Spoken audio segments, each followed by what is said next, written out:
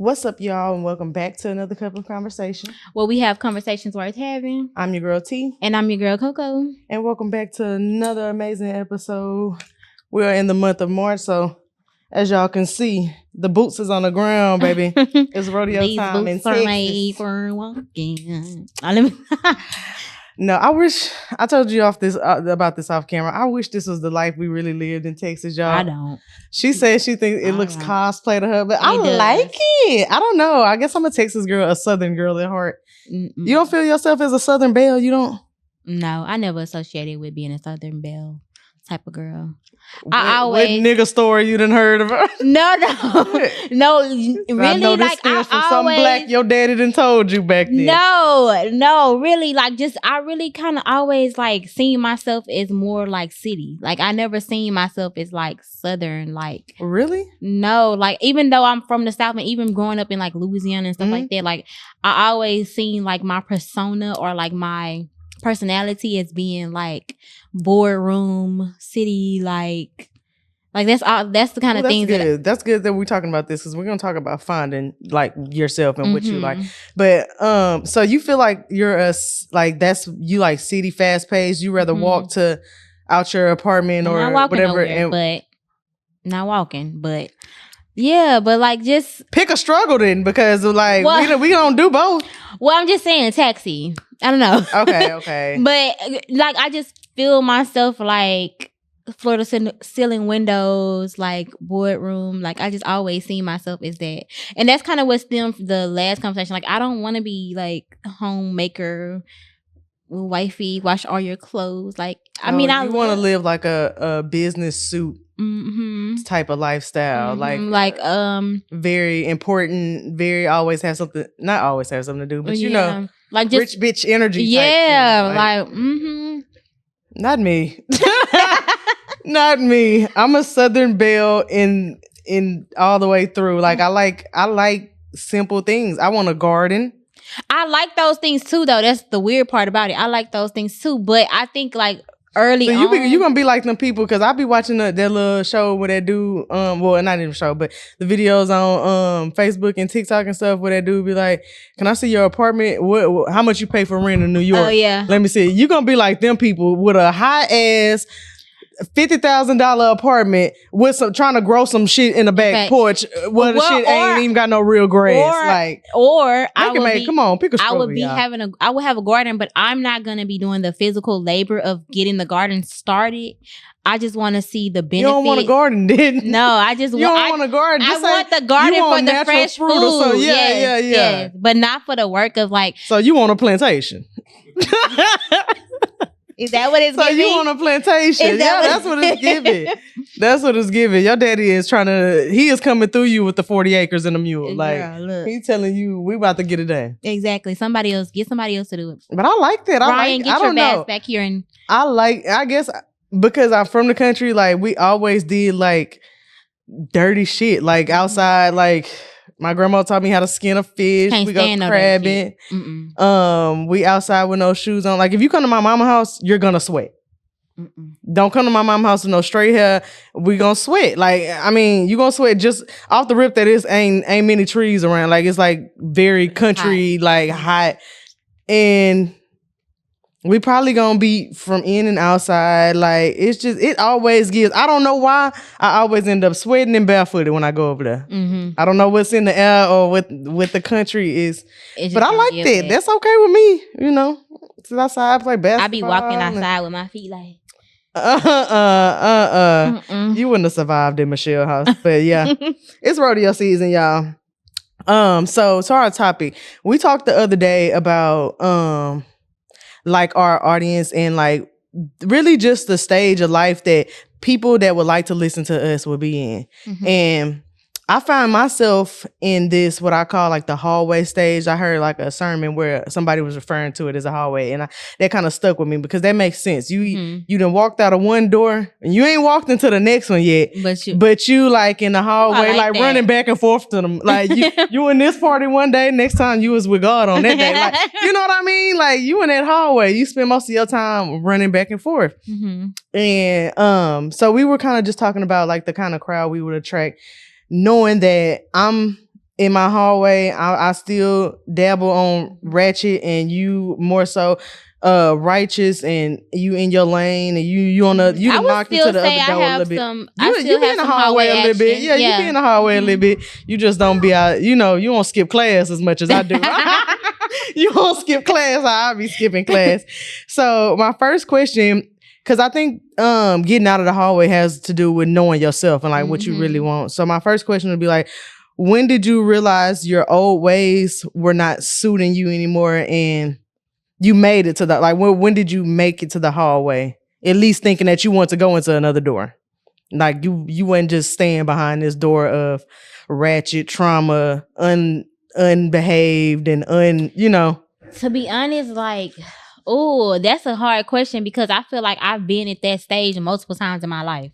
Okay. And the first time It happens like that. Yeah, the first time I feel like it was more so just me being who I am, and like I want, like I said, kind of just now, I wanted this level up for my life. Like I've always seen myself as being somewhere that I would deem successful, and I felt like in order to get there, like I couldn't be that person that I was, and that it didn't look good on a person that wants this but then doing this. Right. So I feel like probably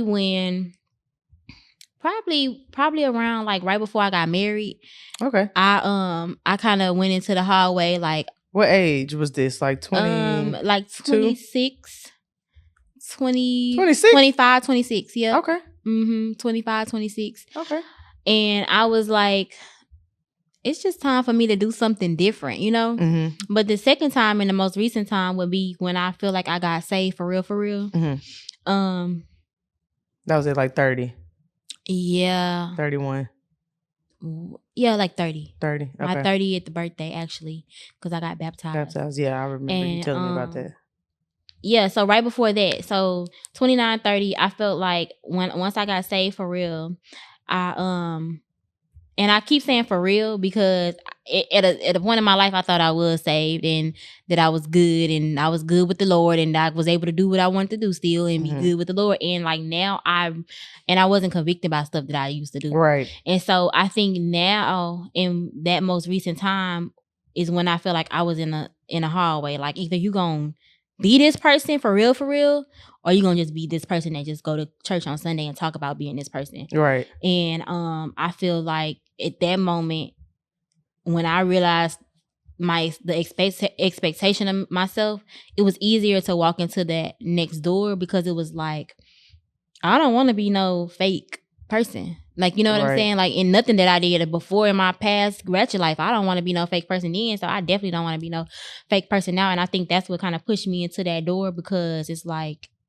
not that you're a fake person in that hallway, but you can't live two lives. Right. You know what I'm saying? And I felt the conviction gets louder in the hallway. It starts weighing on you more. Like it starts to feel a little fake. Like if you steady going to church and you still shaking ass on Friday night, you know what I'm saying? Like it becomes a little performative. So yeah, if you don't have that conviction that speaks to you, that say, hey, which one is gonna be? What we doing here? Yeah. And I don't know if people ignore that or if they just don't have it at all.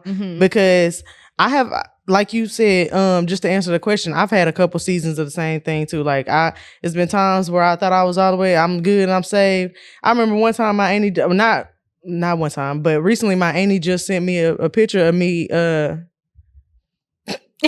I was just thinking about the picture. No, about to be baptized. I'm gonna put it on the screen, bro. It's funny as fuck. The picture is, I got a little head and everything. It's just so funny. I got big brows. It's like, I think it was like in 2018 or something like that. Oh wow, you didn't tell me about this, girl. And I'm when she sent me that picture, I was thinking back to that time, and I'm like, what convinced me to try to go get baptized? Was I really convinced that I was saved? I should have boiled that water the way I remember acting during that time. That water should have been sizzling when they dumped my ass up. And like, what is happening? Like, what would have convicted me to enough to want to do that? To want to do that, knowing what I was doing. Was it your grandma like Tia? No, I didn't have that kind of. My great granny that was that person passed away when I was in like middle school or something. So No, it wasn't none of that. Like me and my family was just going. We had found us a church home. We had been going consistently. Maybe it was the pressure of just going to church consistently. Mhm. Like I'm sitting up in here. I could have took the communion because I had got baptized when I was a kid. Like my granny just jumped into yeah, you. you know. But you be a little confused. Like when they steady about to pass out and they saying, "Wait, don't take this." If you And I'm up in there like. Well, maybe I did get baptized, but I don't. Not if I remember. If I don't remember it, do it count? Like, so I guess that's probably what prompted me to go want to get baptized because there was no. I'm telling you, thinking back to that time, I can't think of a godly thing I did. Like, I'm serious. Besides just going in the to church, playing with God. Besides going to church, I'm telling you, like, so I don't understand how some people don't be hearing that conviction. Mm-hmm. Why they like in that hallway when they really get the plan? Because I can confess that although I'm still in the hallway and I ain't made the cross all the way to the other door, I don't play like that. I don't play like I try not to do all like the back and forth too much because it starts to feel a little blasphemy and it starts to feel a little like. Is you this take the me type for a joke. Yeah, not even just that, but is this the type of person you want to be as a person? Like committing to one thing and not really lying about it on the back end. Like you don't have no integrity. Like you're not really, you know what I'm saying? Like I'm telling Coco, oh, we on this weight loss journey together, and I'm over here eating fried pork chops. Right. You know what I'm saying? It's like you're lying. Like it don't matter who you're lying to. It's like you do you want that on you? You want that letter on you? Well, I think I don't think that it's not that people don't hear like certain convictions. I feel like you do, but sometimes it's easier to ignore something that you can't physically see. Okay, yeah, it is. And if you're not deep off in that thing to where you really like, nah, I see them clear as day. Yeah. You know what I'm saying? Sometimes it's easy to like just out of sight, out of mind type of thing. So it's not even that you don't hear it. It's just kind of like what you do see and hear is more vivid and more there than, the spirit is sometimes. I agree. And so they were talking about today, I heard somebody talking about being too stuck on your past and like too dwelling on your past. Like the nostalgia is cool, but like living in that keeps you from seeing your present or what you should be seeing to move to the future. So do you ever miss the version of your carefree self, or do you feel like this is a better version just because you're more disciplined and you might still have a lot of anxiety now because you think about stuff differently and you got a different mindset and thought process, but do you ever miss that time where you wasn't convicted, where you was like, shit, I'm out here doing my thing? If I'm being honest, I could say yes and no. Only because I feel like the parts of it that I might miss was just not having that conviction, that part. But then like the part that I don't miss is that I was so like not empty, but like empty, like lost or like just didn't have no direction. Like I kind of say about the type of person I am. I've always been kind of like driven and like, what's next, and like I remember like vividly being in a time of my life where I just didn't even know to think about what was next. Right, and then I just felt not myself, and I felt like I was unaccomplished. I was wasting time, and like now I feel like, and I know this sounds so cliche, spiritually cliche. I just feel like I have so much more direction now, in those convictions. Like it's kind of directions for me. Like if you feel convicted about this probably means you need to be doing this. Right. But before it was like, what the hell I'm supposed to be doing? Like you going outside, you having fun, bow, and then you get home and you like what am I doing? Right, like, you know what I'm saying? Like what's next? And that's why I say this episode was gonna be talking about learning yourself, because while you in that hallway, to break that to fully get out of the hallway and break that attachment to your old life, you have to find things that you like to do now. New purpose. Like like you might try to, because you stuck on that nostalgia, so you might say, hey man, I just want to go to the club and I want to be on top of my head like I used to, like I ain't did that in so long, and you take the chance and go do it, and it ain't even and the whole time you go home like, I should have stayed my ass here. I done spent all this money and I done, looking crazy. Yeah, it's like just looking dumb, and like you end up regretting it. So now I'm at the point where I'm like,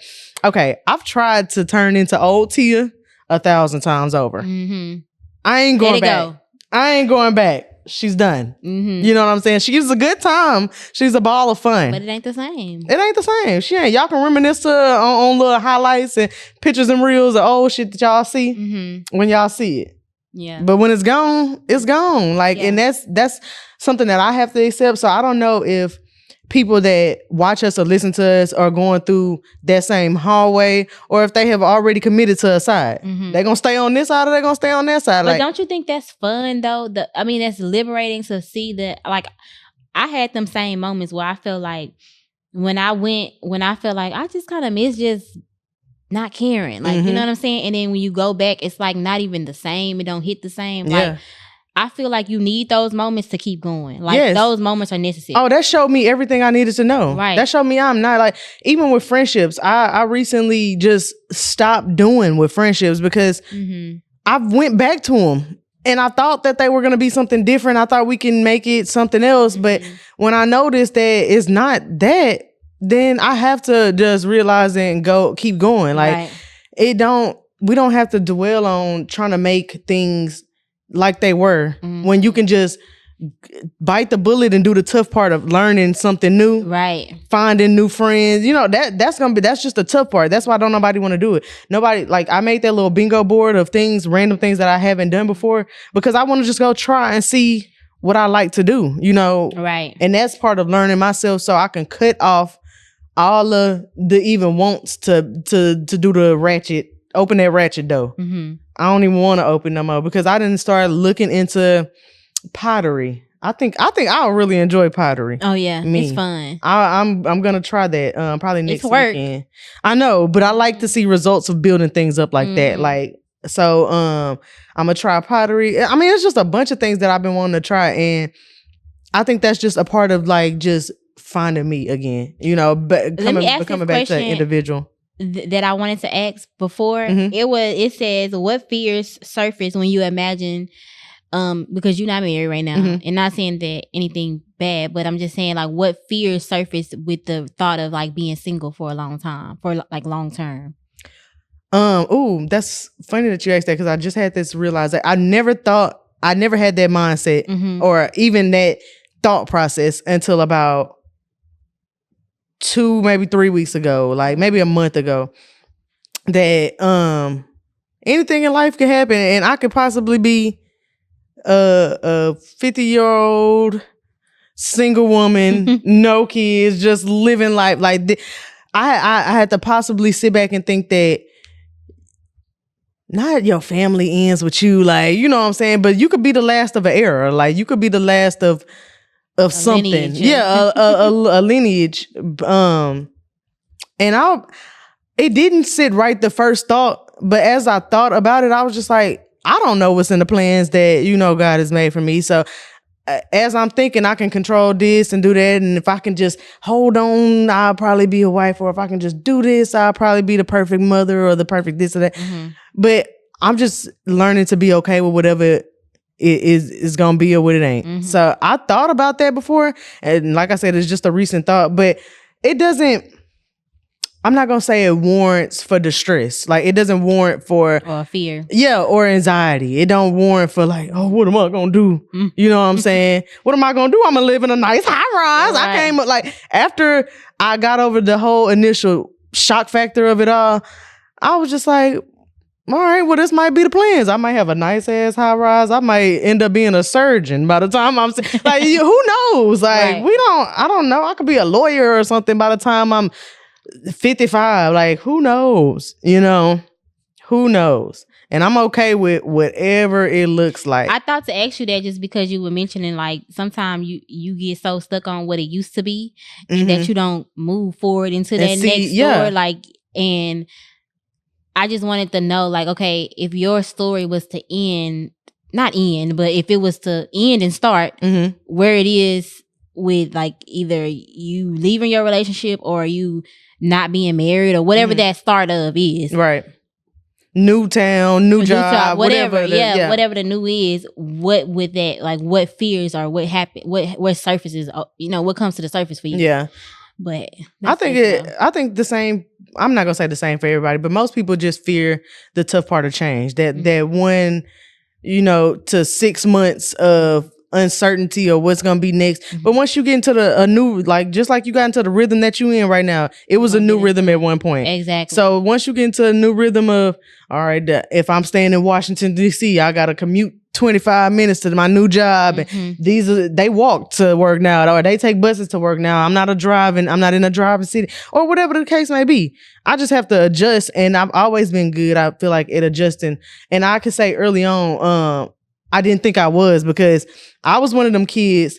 Cause like, I ain't gonna lie, you scared me when I first started knowing you about just Corey going to all them different schools. Cause as a young kid, I was like, baby mama, you please, I need to graduate with the same people I know, bro. Please don't take me out this school. Like, I was scared of change, like just scared of how that adjustment was gonna be. Mm-hmm. And I was always like, that's probably why my mama never really like moved us to Beaumont or nothing, because she worked in Beaumont when we stayed in Orange. Like, we could have easily went to better schools in Beaumont, or easily moved to Baytown or Houston or whatever, because her job would have allotted that. But I was the type of kid, I can tell you, I don't think my sister was like that. She don't really have attachments to things like that. And I know my brother was. So as long as me and him are like, nah, we want to stay here, like, I feel like that was what the family was, that was what she thought was best for the family. Mm-hmm. But now, in hindsight, what the fuck was Orange? Yeah, like, what could I have not done in Orange that I could have done in I used to tell my parents the same thing when I got of a certain age, especially when we moved to Louisiana. I think it's like a kid thing, just like a young adult thing. I thought that too, but I think about, even with my daughter now, like with her moving schools and just being here, there, and whatever my new thought is, I just feel like I look at the positive side of when my mama and my daddy when we did move a lot, and we did like change schools and stuff like that, or whatever the case may be.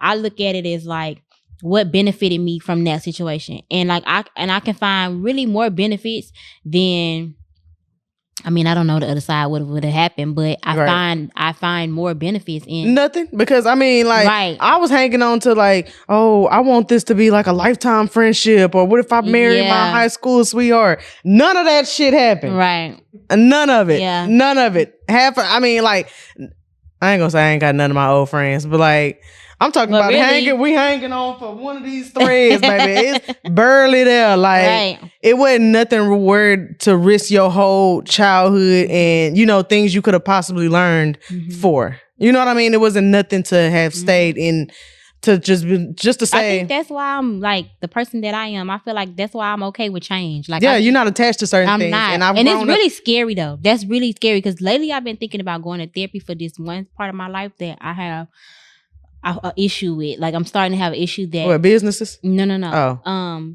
Just baby, you'll throw them up and chop them down. Yeah, I will. But I'm thinking about relationship, my attachment, my detachment to relationships. Like, I will not care in a minute. Like, not be... You ain't gotta tell me. You don't gotta tell. But give yourself a little grace, because I have seen a little bit of growth with you with that. Like, just caring about what other people want instead of... to the point to where I've been thinking about, if certain people die, my mind tells me you don't care. Oh. And that's really sad. Like, you might need to check in with the doctor on that one. I really need to go. Like, you need to check your emotion, your empathy skills. Like, because why don't you care if that person dies? Like, why are you, not even that you don't care, why are you trying to train your mind to believe that so when it does happen, it doesn't impact you? Like, you don't want those type of things to impact you that much that you're trying to train yourself for somebody. You know what I'm saying? Like, it's very weird. Yeah. You already trying to make yourself be okay with it. Right. And that ain't even a conversation now. Yeah.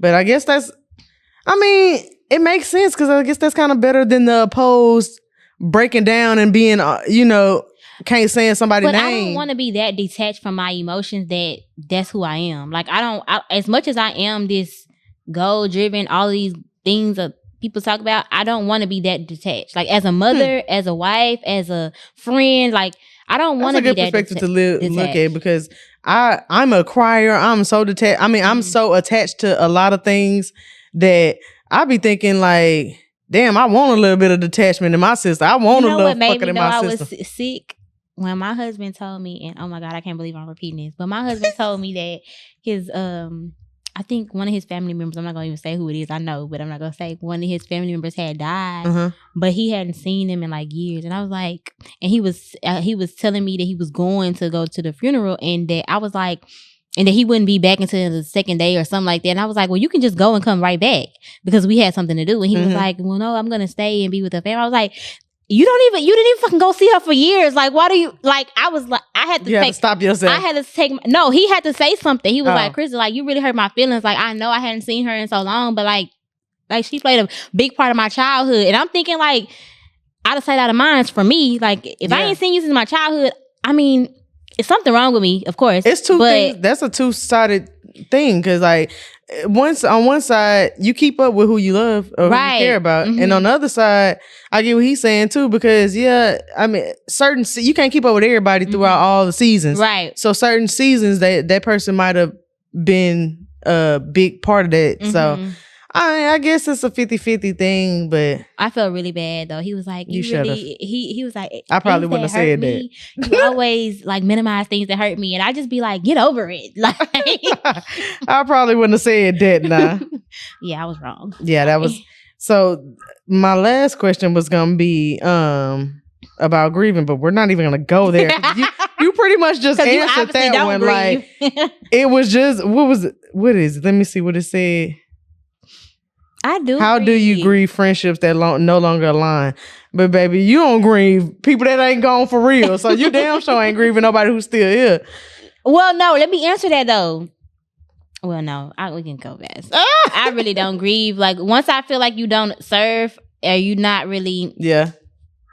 I don't. Okay, so wait, I do have something to say. Unless children are involved, I don't know. I think I have a soft spot in my heart for children, because like friendships that I did have that were not linked by this, but had children that might have became like something to me, or like, you know, we develop a close relationship or whatever. I still sometimes sit and think about like, dang, like what would I say to that child when they be like, well, why you never did come back? And yeah. Why you never did? So I do feel like that. I feel like I almost kind of like a deadbeat dad or something. Yeah. I don't like when, I'm not gonna lie, I don't like when people involved. I don't really like getting involved. What would you say to Kari if we just stopped talking? Exactly. Like that's very weird. That's very weird. Because even like when we was having our little, she was like, "Mama, you and T still friends?"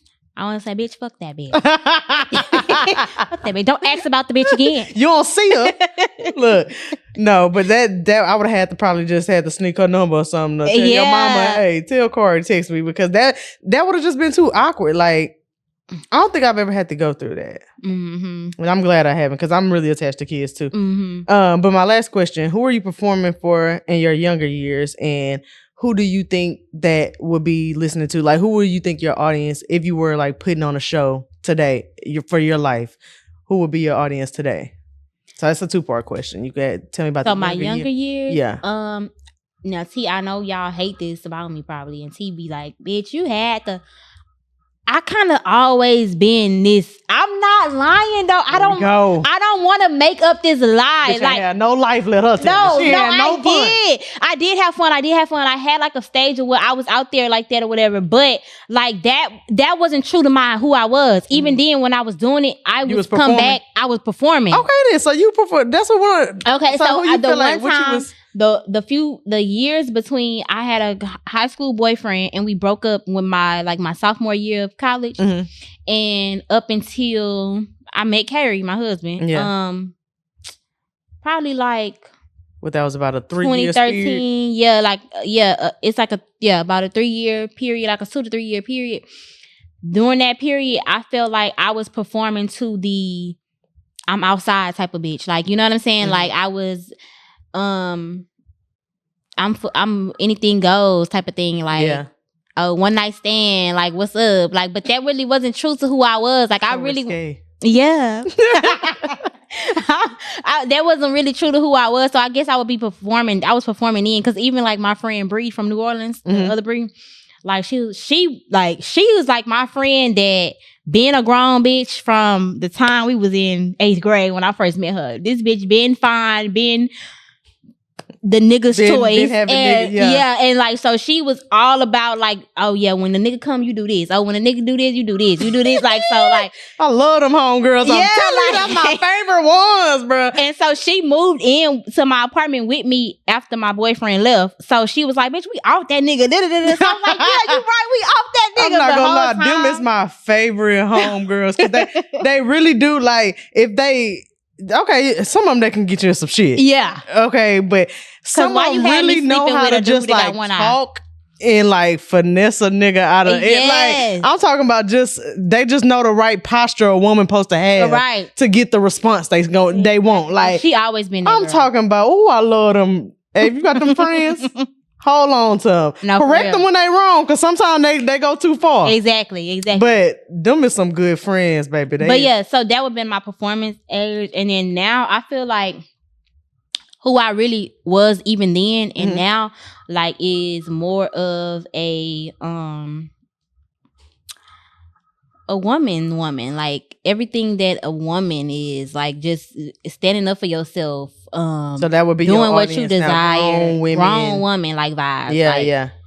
Getting out whatever you want in life for real.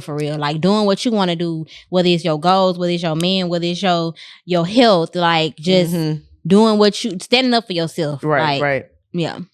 I like that. So for me, my younger years, I would say I was performing not to fit in, but the people that I was hanging around, I thought that was this is what we're supposed to be doing. Like this is when you get to this age, this is what you're supposed to be like. You supposed to get it out the mud, yo, all through college, but you know, I still got the mind enough to be in college and stay in college, but I'm knowing girls who stripping to put themselves through college. So I'm like, oh, this is what you got to do. Yeah. You got to shake that ass to, you know what I'm saying? You got to shake that ass for the tuition cash. Right. Like, I got to get it done. Right. So that's what I thought. And then, so I could say at that time, because I had no fucking reason to be stripping. My mama was paying for my damn tuition. I only did it for like 3 days, y'all. Don't take me as some kind of expert. I was in there scared. Nah. I'm talking about shy with the thong on in the corner. Hoping somebody don't talk to me. Please don't talk to me, because I don't even know what to say. Girl, yes, in the corner. You live the life, bro. You gonna have a whole bunch of stories to tell your great kids. I really am, but I thought that's what I was supposed to be doing. Like, I'm a young bitch. Especially from the examples I have. Like, I was working at Denny's. My homegirl was working at Denny's. Bitch, look at you. What the fuck is you talking about? Like, we're gonna get this money. I'm like, go get this money then. Yeah. Let's get this money, bitch. How much you made?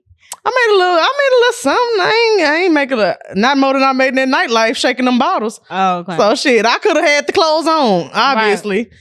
So it didn't. I mean, again, I didn't put my best foot forward either. I was one of them shy strippers. They said shy strippers don't never make no money. You got to be the ones that's whispering in a nigga ear and licking it at the same time. I couldn't do that. I couldn't do all that. I'm not that talented, and I don't know what niggas want like that. Right. But in this age, I would say I'm just trying to talk to them people who like are living that fast life, but they still they getting them convictions every now and then. Like, nah, bro, you know you just doing shit to do shit. Like, I want to talk to those people. That would be my audience right now. The people that need to be told to learn themselves, or the people that need to be told, you know, take control. You know, you letting your body and your life or your circumstances control you. You're not even doing the stuff that you really want to do. You said last week, I ain't finna talk to him no more, but he texted you and you couldn't resist. You couldn't resist the urge, so you out of control. Like, you're out of your own control. You said you wasn't gonna smoke no more, but as soon as they say, "Huh, girl,"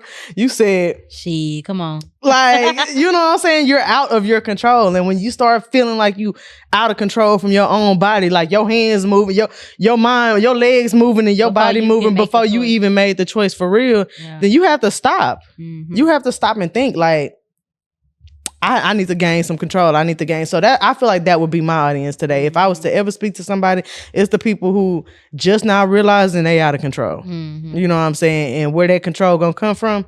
It's gonna come from watching us. Exactly. It's gonna come from watching us, because we're gonna drop them gems in every now and then. You know, we're gonna give y'all example. we're gonna give y'all what they say. We'll give y'all an example. Then we're gonna give you what. Come on. We've been watching Jerry Flowers all week. Then we're going to give you Bible. Yeah. Okay. Then we're going to give you Bible. Come on, church. I didn't know where we was going. God damn, we in a church house in here. I thought I had some okay. You're right. Gonna give participation you on my pew. Okay. I ain't got no participation on, but yeah.